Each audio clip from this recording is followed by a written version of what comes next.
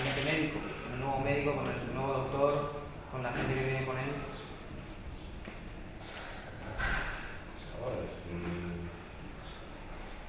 De momento hacer su trabajo, simplemente.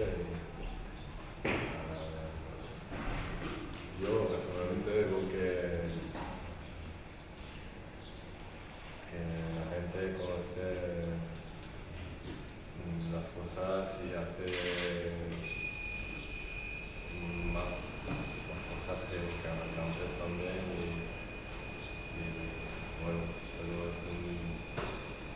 yo quiero lograr el menos posible en mi vida.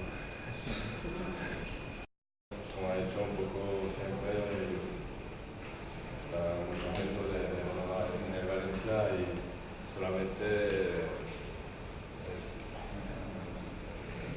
intento la estabilidad del poco del tiempo y espero el nuevo presidente, por eso, pero bueno, de hecho yo tengo el Bahía, ahora me envió un mensaje y yo me quedo en el Valencia, siempre en mi cabeza. El Bayern, dices que te llamó, tú hablaste de 4 equipos entre los que estaba el Bayern como posibilidad. Si esos 4 te llamaban, ¿tú como que dudarías? Dices que te llamó uno de ellos, el Bayern, sin embargo no tuviste dudas.